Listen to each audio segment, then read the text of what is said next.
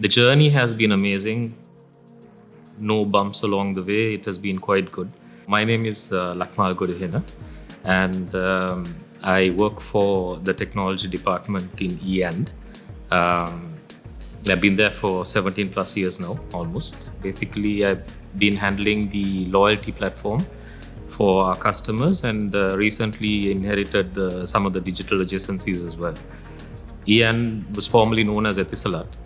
It was established in 1976, and from there on, it has leapt, taken major strides, and it was the premier telecom service provider for the UAE.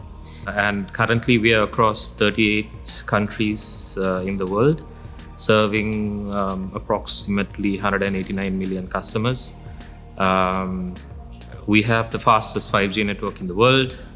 We've been branded as the fastest growing brand in the world as well.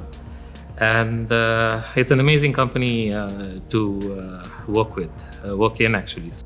I think we engaged with WSO2 in 2019. So it has been 5-6 years almost now. I think the journey has been amazing. No bumps along the way. It has been quite good. It has been a quite nice experience working with WSO2. Initially, the loyalty platform itself was a very small, it was catering to a very small segment. It was the consumer segment of E&, at that time, with a very limited set of offers and so on and so forth. So we saw the need to, bring this up to a better, like a bigger program. And we converted it from a typical traditional loyalty program to a lifestyle application by bringing in a marketplace, thus reducing a lot of churn, enhancing the retention of the customers by keeping them engaged and so on. So we had a monolithic application at that time. And we saw with the growing numbers from the customer base and so on, we had to kind of like make a decision at that time, because that monolithic application was not going to hold from an architecture perspective. So we had to change it. So we changed it from a monolithic application to a microservices-based architecture.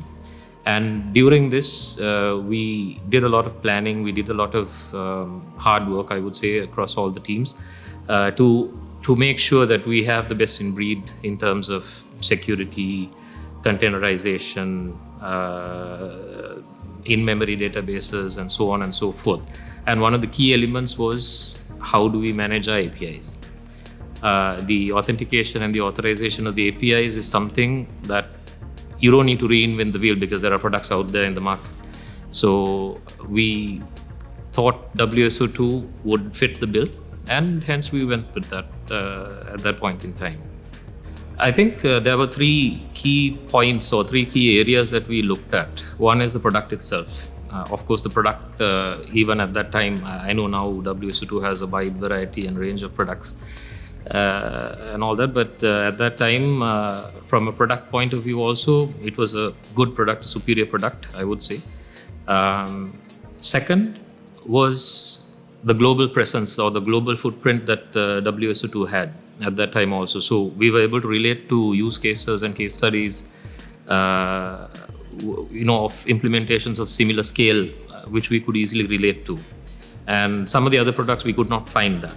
And I think last but not least, the flexibility and the technical acumen that the team responded with and demonstrated to us. It gave us a lot of trust. It gave us a lot of, confidence that this would be the right product and this would be the right team to work with. So product per se, there are so many products in the market, but all these three things combined is what, makes it a successful implementation at the end of the day. So that was our success criteria, which we looked at in evaluating the product.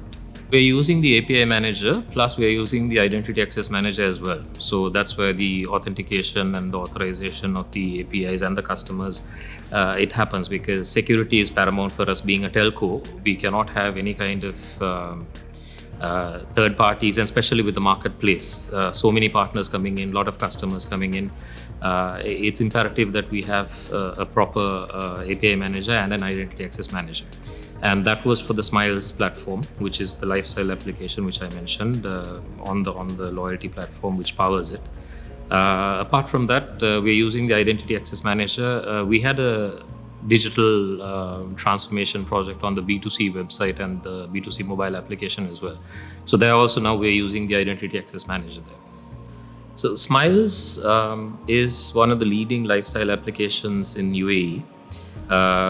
It branched out from a mere loyalty engagement into a fully fledged lifestyle application with a massive marketplace. We've got about 6,000 partners and brands in that. We have about 5.4 million active users using the app. A gross merchandise value of over 1 billion dirhams.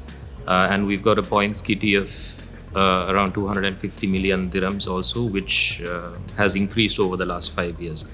Now, this has multiple verticals in it. It's got the deals and vouchers where the customers can buy and use, buy one, get one free discount coupons. It's got a food delivery vertical, especially during the time of COVID. This was kind of like a paramount need at that time to have food delivered to your home. So we have the food vertical, we have the grocery vertical, we have the home services vertical, and we are adding a lot of new stuff, new verticals and new services into it. And a lot of users are using this, and in January 2025 it was ranked number 1 in its category. And all these intercommunication between the verticals, so there are multiple components within the same program. So multiple applications all communicate through the power of WSO2 API manager, and also the authentication or the authorization using identity access manager. Those two components are very key in this overall landscape or architecture of the Smiles setup. And we might need to scale further to have either a single control plane for each of those components or a unified gateway, whichever we decide would be the best way to move forward with. And looking forward for the support from WSO2 as usual in achieving that as well.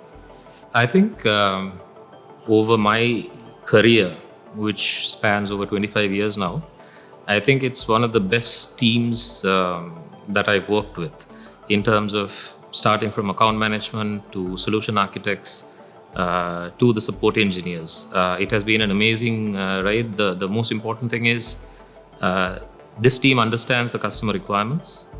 They're very attentive, they're very courteous, they're very professional. And even from the support side, I don't think we have even a single SLA breached as of now. So it has been amazing to work with this team. One thing comes to mind. In 2019, like I said, we engaged, we had the discussions, the technical discussions, the signing up part was in 2019. And then we had the implementation done in early 2020. But we launched, because it was a massive re-platforming exercise, so we launched it somewhere around August in 2020. And with any big transformation project, you will have some teething issues and all that. And one of the things I remember is that even though there were no issues at that time, like from the WSO2 products itself, but the teams were with us day, night, right throughout on calls, just being there to support in case it was needed. And that I think is a very nice thing that a lot of vendors would not do. So yeah, that's I think one of the things that stuck in my mind. Of course, yes. The thing is, our organization is a very huge organization. It's got a lot of, the ecosystem is huge in terms of technologies and the stacks and all that.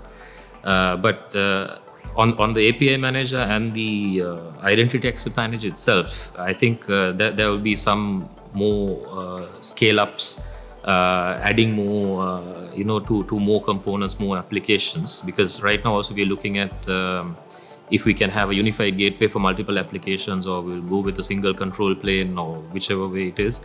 That is going on, and there are some other engagements on the digital side as well, which are being discussed right now. And also, we're looking for an enterprise-wide solution for identity access management as well. So those discussions are also going on. But apart from that, I'm pretty interested.